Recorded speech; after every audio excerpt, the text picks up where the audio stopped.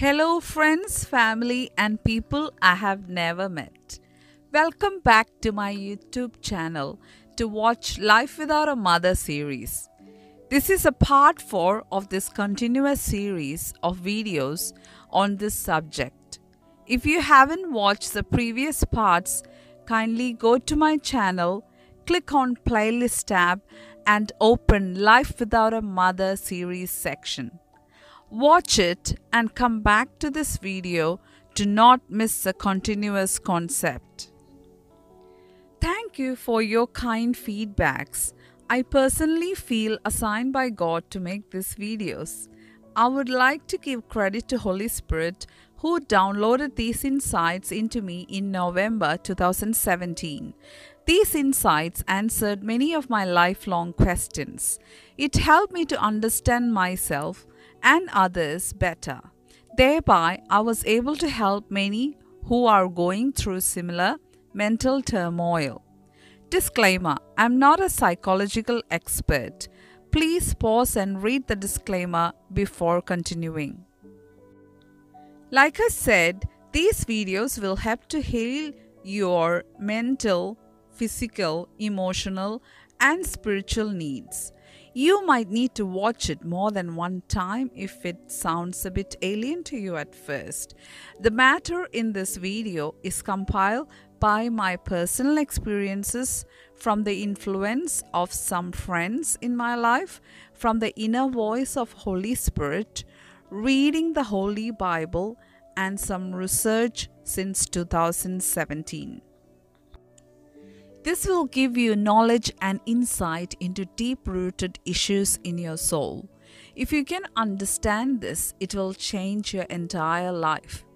Don't forget to give me a feedback. I would love to hear from you. I know this video is not for everyone. I'm explaining each problem because I will be explaining a solution to each of this problem in the following parts of this series. I'm so happy to conclude the unspoken dark side of motherlessness. It was hard to meditate on these things. My brain is doing a happy dance right now, thanking me for relieving it from the stress until we start the next session of this series, which will be indescribable bright side of hope in motherlessness through steps of healing. So far, we discussed childhood grief and overwhelming feeling of lack and self-pity in part 1.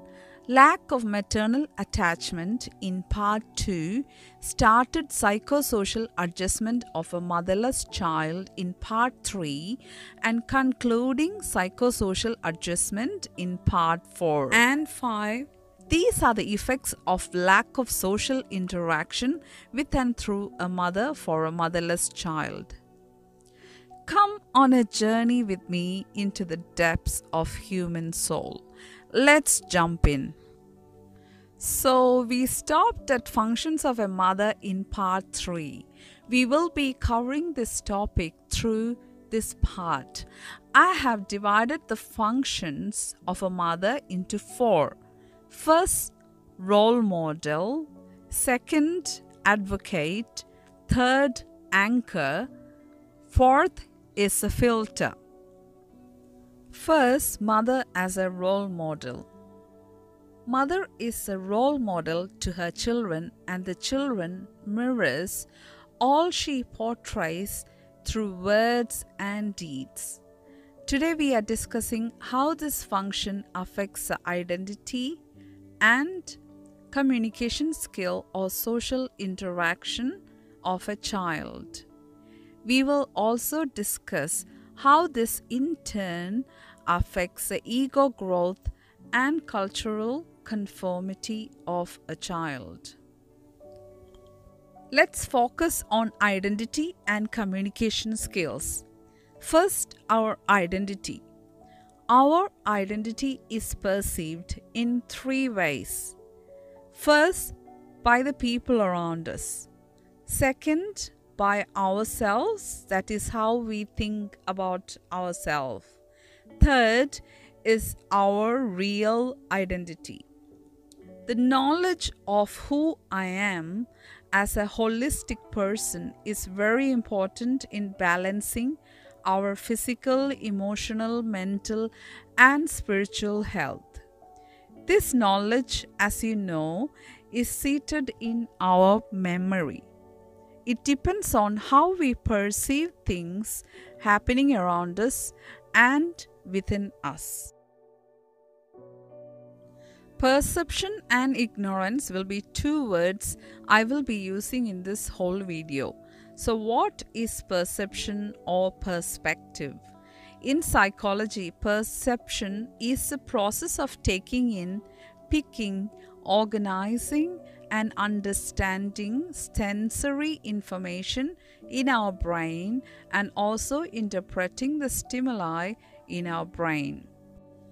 I work with people with dementia and Alzheimer's, so it's a daily life for me.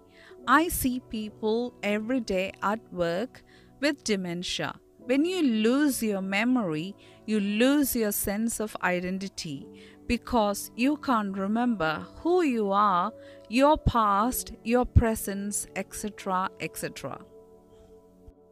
In the case of a motherless child or child who was abused, trauma or grief distorts your memory. The way you perceive people and circumstances is different to others. Ignorance limits our understanding. Distorted perception of the past causes unhealthy hate or misunderstanding towards people and circumstances in the past, preventing one person to move forward in life. Grief has a vacuum effect. It sucks the life out and keeps a person in the past. That's when you need the right friends and family who really cares for us and mature enough to direct us and put us back into right perspective. I hope this video can do that for you. Okay, let's move on in the subject of identity. A mother being a role model functions as a mirror to the child, like I told you, in social interactions. A child learns from the mother how to carry herself or himself in a public setting. What to wear, whom to talk to, how to walk, what to talk, etc., etc. It's not uncommon that a child who grew up without a mother getting mocked for dressing or behaving differently in a social setting. Ignorance due to unfamiliarity and lack of exposure from a mother is a reason for publicly misfitting representations. Our identity is what people or ourselves perceive about us. So, what gives someone their identity? I have compiled some points. Let's look into the first one. Appearance. How you look. This poster is from the film Shallow Hall, which I saw in my childhood. You will understand this scene if you've seen this movie. Anyway, second is style. Poster from the movie The Devil Wears Prada. Third is our personality, the group we belong to, our relationships, the kind of people we maintain friendships with, our ancestral gene make up our identity, our thoughts, emotions, belief system, skills, our accomplishments, the source of our motivation and strength for every day, our roles and responsibilities make our identity, our moral values, how you perceive good and bad makes our identity. A lot of aspects of our identity is shaped by our parents with their words, judgments, and actions which we already discussed in part 2 of this series. Parents can make us think who we are, who we can be, and also who we can't be.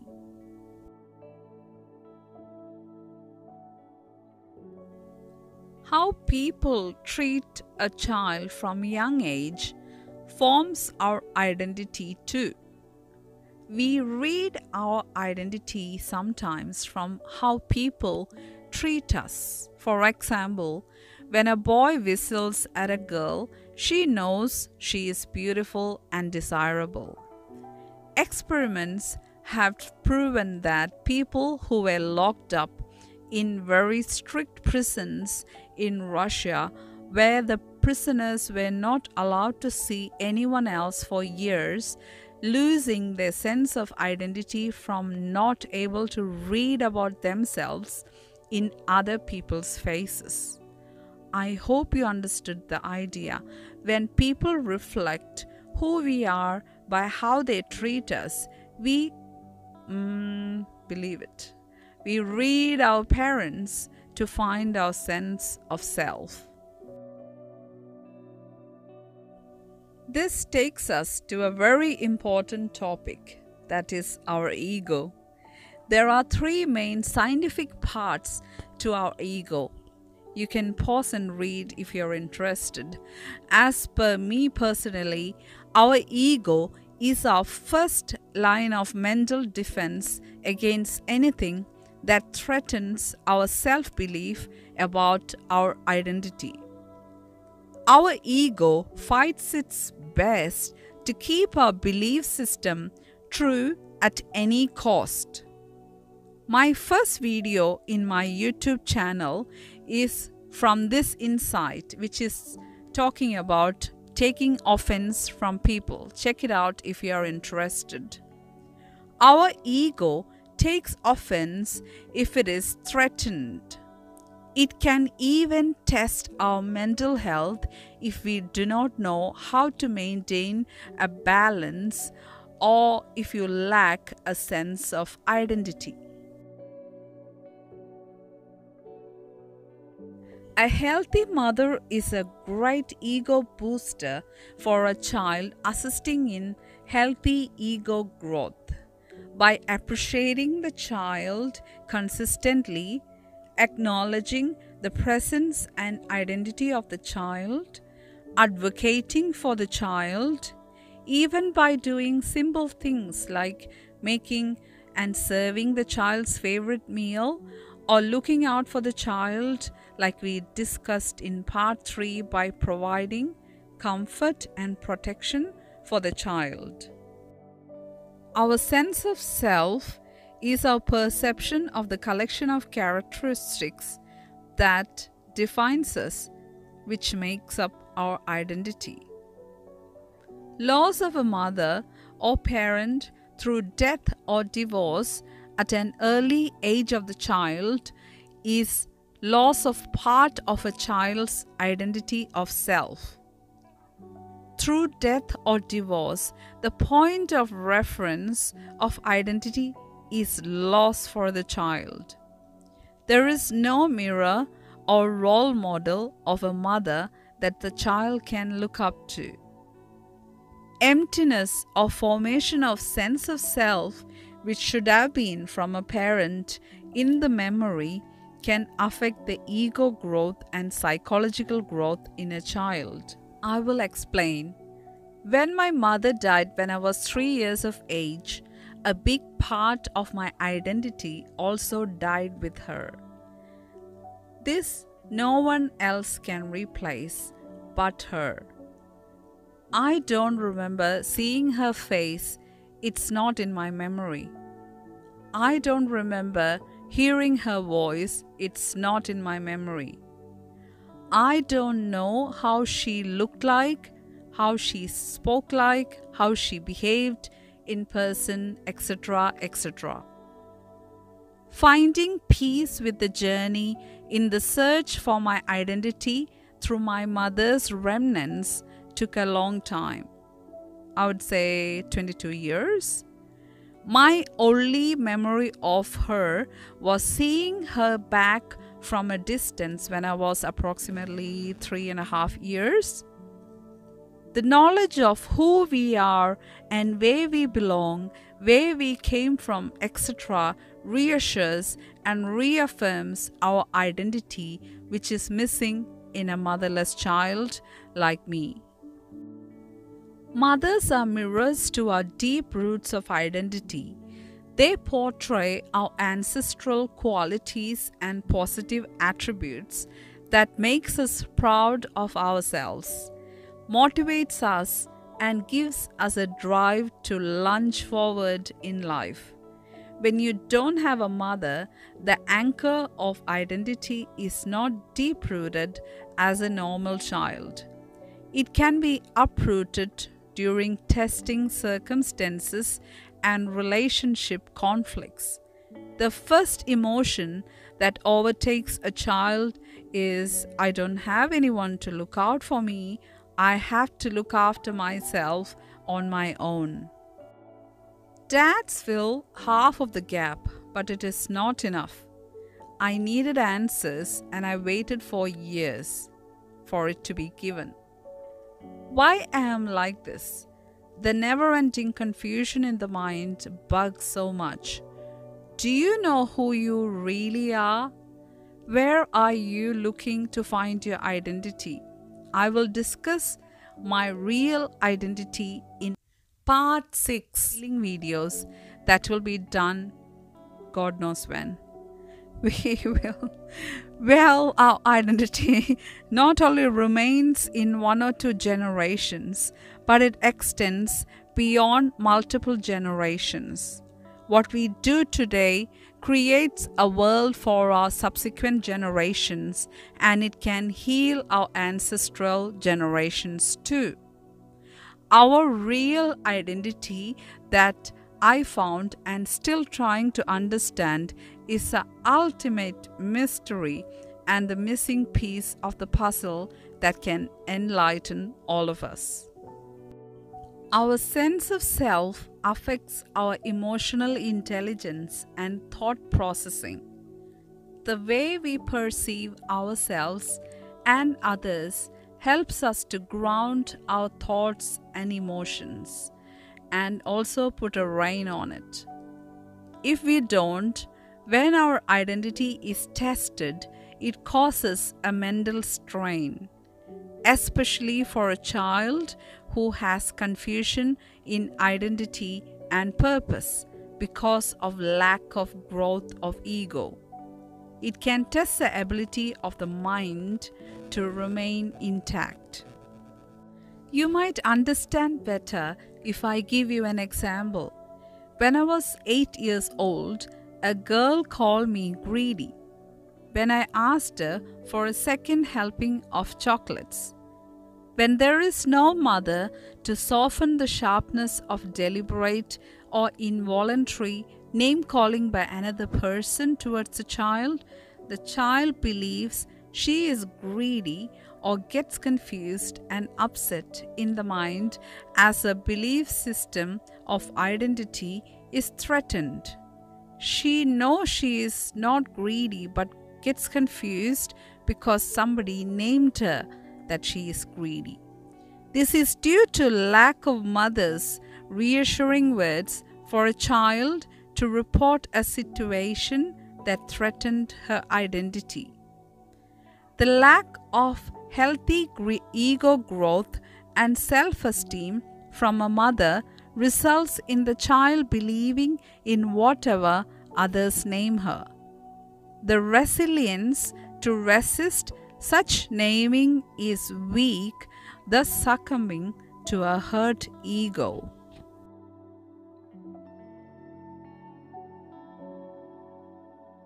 A mother's reassurance is like a trampoline. It lifts your ego up when you go down in the ditches. A healthy mother helps to anchor our emotions and thoughts, cultivating an emotionally intelligent child. Parental positive affirmations from childhood becomes a personal self-talk in our head as an adult when our ego is threatened. This is already discussed in part 2 of this series. You can read a bit on Google about the stages of psychosocial development if interested. Each age has various ego adjustments in a human life. I would like to talk a little bit about cultural conformity under the heading of role model.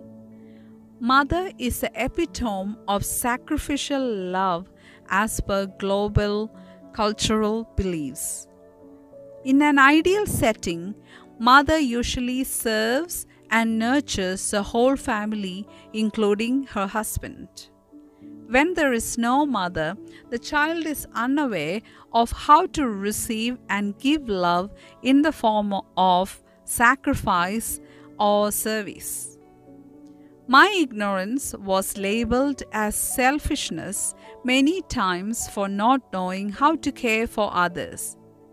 As an adult, this taught me to show grace and mercy to others who are ignorant, which was part of my healing. Now I am a proud nurse. I never knew I loved people. It is so rewarding for me, and I am happy to serve.